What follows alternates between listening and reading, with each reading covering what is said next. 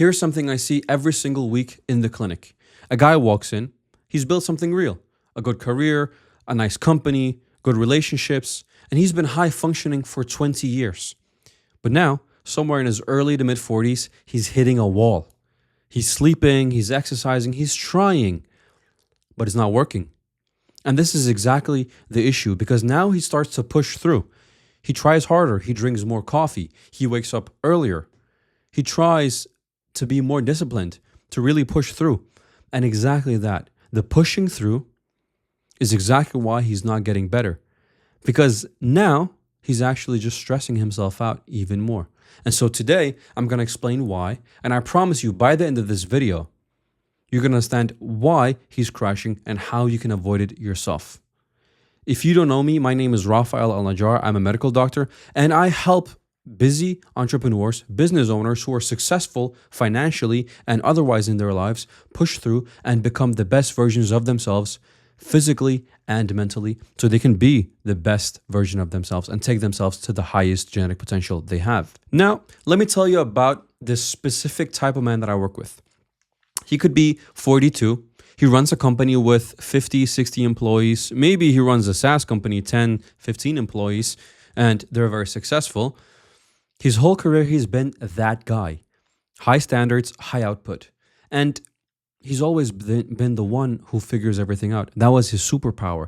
But lately, he drags himself out of bed. He snapped at his wife over something stupid last Tuesday, and he felt genuinely bad about it. He went on holiday in August, went to Sardinia for 2 weeks.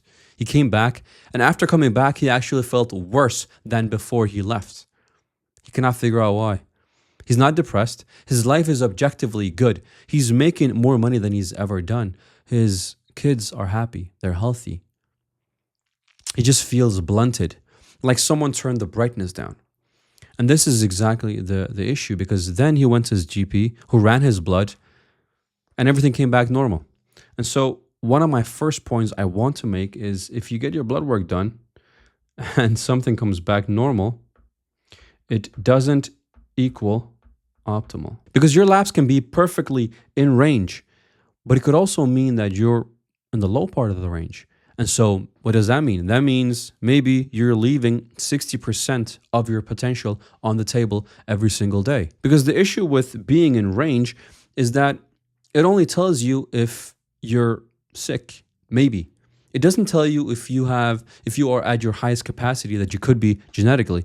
It just tells you that maybe you're not sick if you're in range. And the man I just described, he has a hormonal problem. He ran standard blood panels with his GP, which is fair. That's what he should do. But he was just in range and he was normal. He has a hormonal issue. And in the next couple of minutes, I'm going to explain to you exactly how you can find out if you're in the same boat and what you should do about it. Here's a question very few men actually ask. Why are some men more driven than others? What's the main difference? You could look at cortisol. Cortisol is the stress hormone in our body. And what some says is that the more stress you can tolerate, the higher likelihood you have of actually being successful. And so this is what we see in some of these very successful men. Their baseline dopamine sensitivity is higher. Their threshold for cortisol is higher. They simply can work while being under more stress. They have a higher stress tolerance. And what makes them even better is that some of the stress that they can tolerate would floor other people.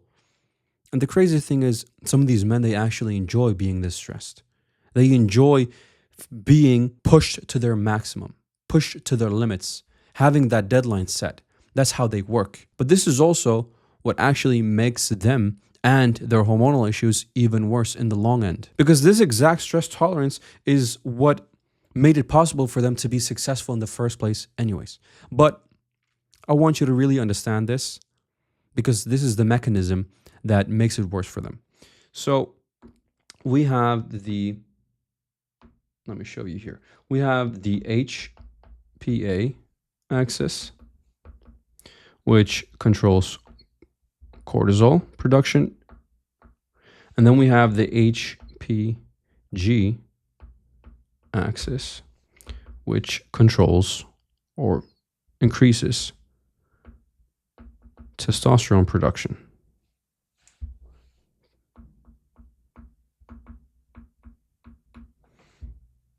I hope you can read this. I hope that this is proof enough that I'm a doctor because of my handwriting. So, HPA, the hypothalamic pituitary adrenal gland axis. This is how the signaling from your brain, the two centers in your brain, signals to the adrenal glands to produce cortisol. The HPG axis is the hypothalamic pituitary gonadal axis. And this signals from your brain to your testicles to produce testosterone. And you can say these two systems, they share upstream resources. So if one is working overtime, the second one can't work in the same capacity. And now you might be getting at to what I'm trying to say. Because when your HPA axis has been chronically overactivated for a decade or two, your HPG axis will not function as well as it's supposed to. Simply because you are so stressed that your body is not thinking of reproduction, which this basically is. Imagine this. If you are being chased by a tiger, you are running very fast, trying to get away. That's high stress. Your body cannot differentiate between that high stress or the high type of stress of you having to go to quarterly meetings, showing up every day, pushing yourself when you don't want to. That's also stress. And so that leads to higher cortisol and thus lower testosterone. And this is what I call the driven man's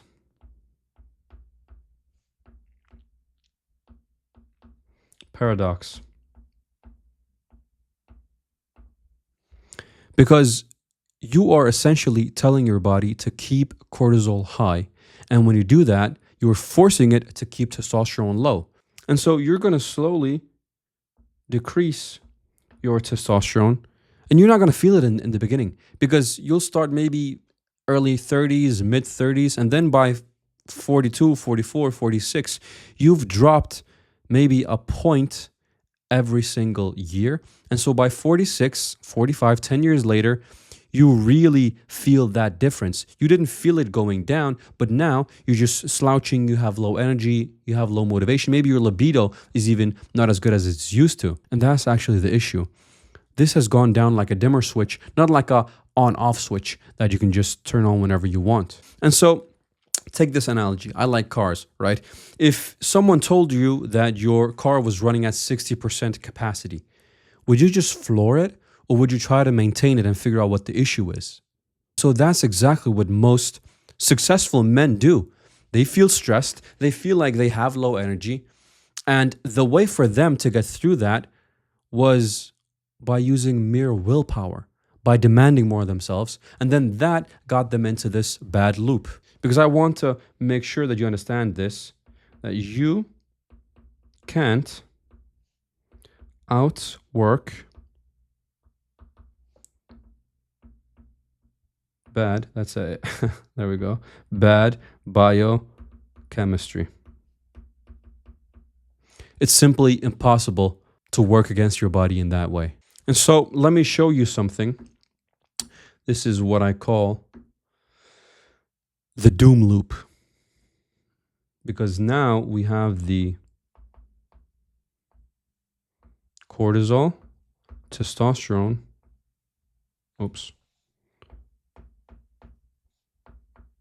doom loop. And so what is that exactly? We have stress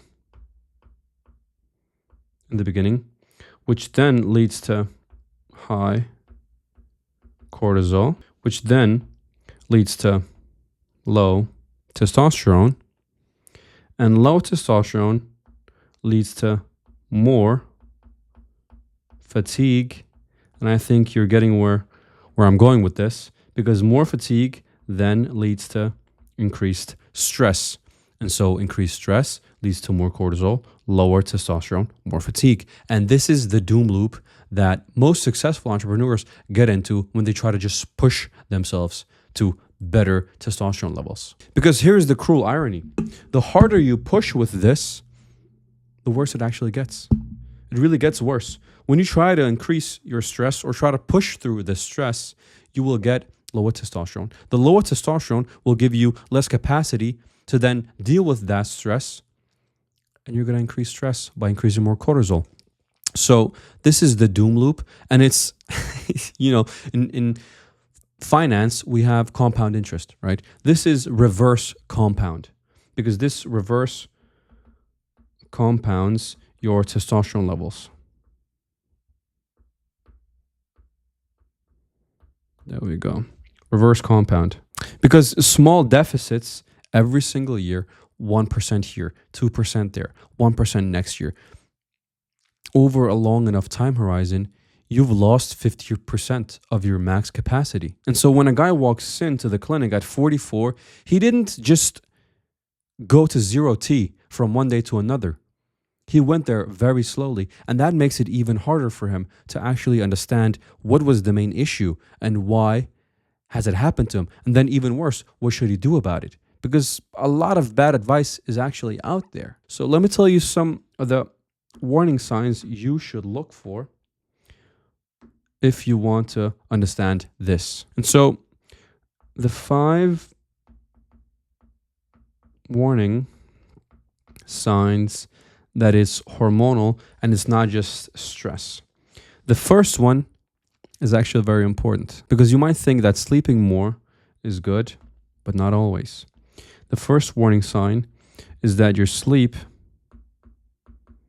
doesn't restore your energy levels. And it's not really a sleeping issue, because maybe you're sleeping more than you're used to. Maybe you're trying to force yourself to sleep earlier, wake up later. But this is not a sleeping issue. This is a recovery problem. And so again, this is also one of those bad loops, because when you have worse deep sleep and testosterone is produced while you sleep, you have lower testosterone. So again, this is part of the doom loop at the same time. So you sleep worse, and then your testosterone falls, and that makes your sleep worse again. And so this is why you cannot just assume that you need more sleep to recover better. There are multiple steps in this process. Now, the second warning sign is that your motivation is gone. Before, you could push through. At 30, 32, 35, you just wanted to push through just for the sake of pushing through. You wanted to become the best version of yourself. And that's probably how you built the company you've built, or the career that you've built, because you just had the motivation, you had the desire, you had the drive to just do whatever you had to do, even when it wasn't comfortable. And now that is completely gone. Or maybe not completely gone, but you can definitely feel there's a difference. There's not that same desire, not for your work, not for the things you have to get accomplished, maybe not even for your wife. And you're thinking, why? What's going on? My life is objectively good. But your motivation to get harder things done, or just getting more things done, is gone. And so some of you, they might try to work even harder, get results, but then the results you get don't feel as good because your T levels are still low. And that again reinforces the doom loop, because then that increases your stress. Why am I not feeling good? Why am I not feeling well? You get all these thoughts in your head, and again, that increases the doom loop. So, warning number 3. Body comp changes. Or maybe even worse, it doesn't change, because now you're putting on more belly fat. Your midsection is getting bigger. Your arms are getting smaller. Your legs are getting smaller. Maybe you're even weighing the same. And this is one of the crucial things to be very honest about. Because if you're weighing the same, but you're getting weaker, you're getting less energy, and you're seeing that your stomach is actually getting bigger, you have to be aware of what's happening inside of your body. This is one of the warning signs that testosterone is falling, or has even already fallen a lot. Because testosterone is anabolic. It helps you build muscle, or at least keep muscle mass. It also helps you burn fat. If your midsection is getting bigger, it's a warning sign that your testosterone is not where it's supposed to be. You can also look at it from this perspective. Testosterone levels are one of the best indicators of our cardiovascular risks.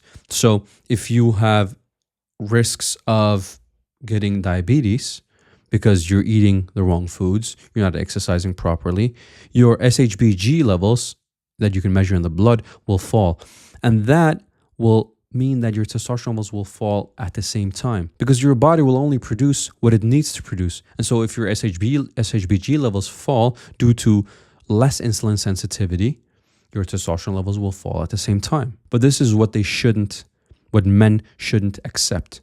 You shouldn't accept that your belly is just getting bigger. You're just getting fatter. That should be something you take seriously and work against immediately as soon as you understand this.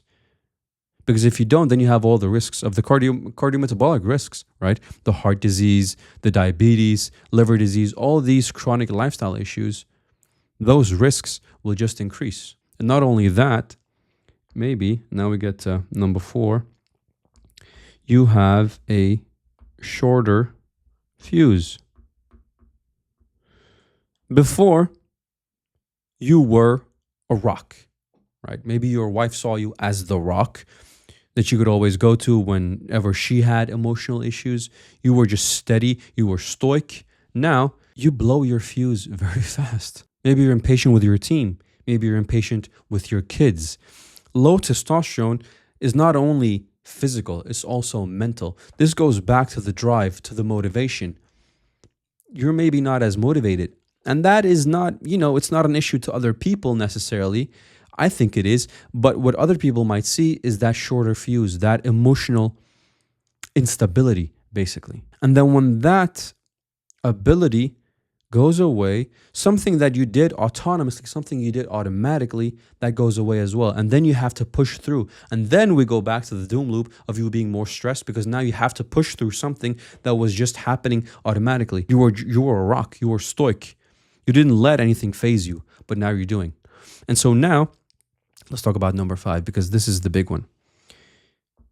This might be what you are experiencing because now you're declining your primary skill is declining. And what does that mean? Maybe you're the best one in your company to read the room.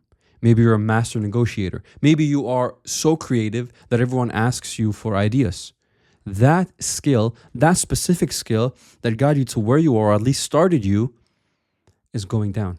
And you can feel it. You can still function, but your performance at this exact primary skill that you've been known to have, that performance is going down. And whenever I mention this is actually what scares most men because they have felt it, but they have never put it into words. They've never thought about it loud and clear in the same capacity. But now they truly understand that it's an issue. If you're nodding to any of these 3, then it might be safe to say that what you're experiencing is a hormonal issue and not a stress response. So why is that even important? Because this makes the approach different. So now let's talk about why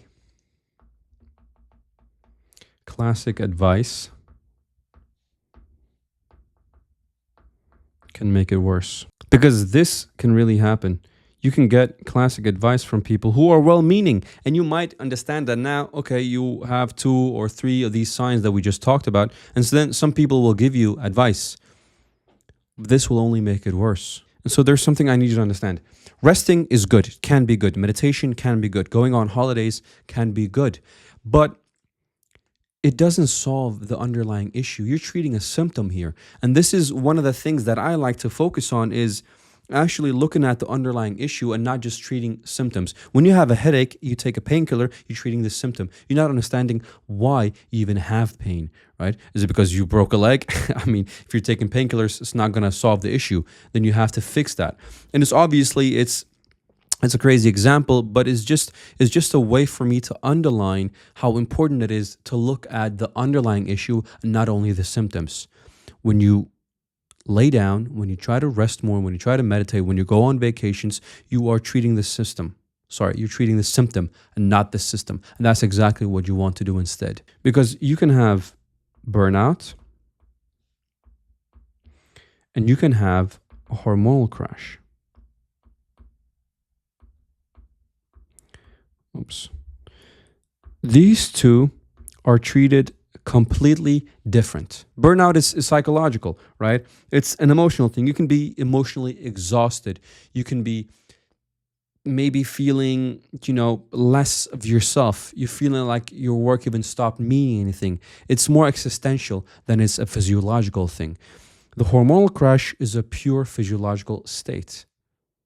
And you can't just rest your way away from it. You can't just meditate your way away from it. You can't just go on vacations and then come back feeling better with your hormones now at the top again. It can actually, this is why if you go on vacations and you feel worse after coming back, it's probably an underlying issue with your hormones. And so it's actually what makes this good when you have a hormonal crash, because it will show up in your blood work when you look at your testosterone levels, when you look at your liver function, your metabolic markers, your lipid function. These things will show up there. Burnout is a bit harder to see in blood work, and so it's more of a, like we said before, it's a psychological issue that you're facing that you obviously have to deal with, but the hormonal crash has to be solved in a different way than the burnout would have to. And so when someone tells you to just slow down, just rest more, they might be well-meaning, and it can be your GP as well, or whoever you listen to, and it might help you in the long term, but right now it's not solving that issue of your hormonal crash. Because what's important to understand is that rest reveals the baseline. If you go on vacation, you come back, you've rested properly, you've laid by the pool, but you're feeling worse, it's high likelihood that you could have low testosterone. So now let's go to the next section of this, because we have what I call the 35, let me make this a bit clearer. 35 to 45 inflection point. This is where two things happen at the same time. In your early 30s to mid 40s, this is where you gain way more competence. This is where you start having a bigger team under you. This is where you start making more money. This is where you start having to make bigger decisions. At the same time, this is also where your capacity is going down, because you are focusing less on your hormonal health, your physical health in general. And so your load, your workload actually increases. But your capacity to actually deal with this load goes down. Because now you might have kids. They also want your presence, right? You want to be there as their father, your wife as well. You have to deal with more things. You've never had this much responsibility ever in your life, but you've never had this little capacity either at the same time. And so this is where you have the inflection point of having the most responsibility and the most things to do and the most people to be responsible for, while having the worst capacity ever in your life. Because before, everything was autonomous, everything was normal. You could just drift through life. It was easy. But now you're facing some of these challenges. And what makes this even more cruel is that the exact type of man who would experience this, that load has increased and capacity has decreased, is the exact type of man who would never ask for help. Because this is the man who's built his identity around figuring everything out himself. He's never needed anyone. Obviously, he's had a team and he's talked with people, he's consulted with people, but now he's not going to ask anyone for help. And this is what makes it even worse for him. The good thing, though, because I want to make this clear.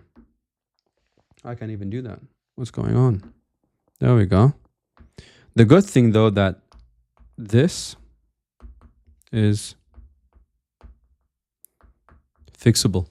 You guessed it. And so everything we've talked about today, the doom loop, the warning signs, all of these things, they point to one thing. You don't have to push through this. It's not a willpower issue. It's a systems issue. And so obviously with the systems issue, there's also a system solution. So what does that mean? Because what actually fixed is this? Oops. There we go. Very good question, right? What you want here is you want precision. You want to know exactly where the issue is. You don't want a scatter shot. Oops. There we go. And I'm talking precision in terms of hormonal markers. You want to know exactly where your testosterone levels are. You want to know what your liver is doing. You want to know what your thyroid is doing. You want to know what your cortisol levels are like. This way, you understand exactly where you are and what you have to tweak to get to that. I don't even want to say the next level, because maybe you're not going to the next level. Maybe you just want to go to the baseline.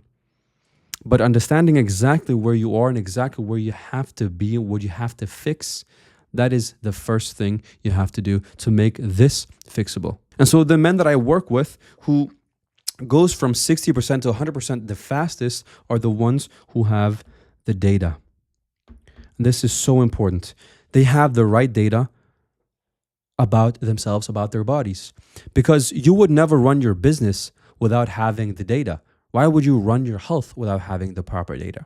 So do that. Focus on measuring. From there, you can go to the next level. If that is baseline, if that's just getting back to baseline, or if it's pushing through and pushing yourself to the highest level possible, this makes it way easier. If you don't measure it, it's going to be hard to improve it. And that's basically how everything works, right? Again, you wouldn't run your business if you didn't have the data. You wouldn't just make decisions based on your gut feeling. You shouldn't do the same with your health. You should do the same with your health, is what I meant. You should make decisions about your health based on proper data and not just based on your gut feeling. Because, again, normal does not equal optimal. This is the last time I want to say this. Your labs being in range is fine. It probably means that you're not sick. It doesn't mean that you're not sick, but it probably means that you're not sick. But it doesn't mean that you are optimal, because you want to be in the optimal range. So how do you do that? We've discussed this. You have to fix the system, the underlying system. I'm a medical doctor, and my colleagues who are GPs are very, very good at what they do, but they do not look at this from this perspective. Their main objective is to make sure that their patients aren't sick. They don't have to treat them with anything. Being optimal is completely different. Our medical system is not optimized for people wanting to be optimal. It's made for you to try to avoid sickness for as long as possible. And that's the exact gap that I'm trying to fill. I'm trying to help a very, very select type of man go to the highest level for him possibly. That's the gap that I'm trying to fill. And if any of this resonates with you, there's a link in my bio. I've built this hormonal quiz. It takes a few minutes to fill out. And it's going to show you exactly what you're lacking, where you're not adequate, and what you should do to get to the next level. After you've done that, you will be redirected to a page where you can either book a call with me or with one from my team, where we can tell you exactly what it would take for you to get to the next level. And we could talk about what it would look like if you wanted to work with me. So the link is in the description. It's a free quiz. You don't lose anything. You figure out where you're lacking and what you should do and what you can do yourself if you want to get to the next level. If you want to get there faster, if you have more, if your finances are better than your time is, then you can book a call with me and we can look at how we can get you to where you really want to go faster without having to figure out everything that everyone else has to do if they just do everything themselves. And last thing I want to mention, if you found this video useful, please send it to just one other man. Every single like, every single subscription makes a huge difference for this channel. So obviously, it's still a very small channel, and I want to be able to help as many people as possible. So sharing it with just one other guy, liking it. If you have any questions, please put them down in the comment section below, and I'll get to them for sure.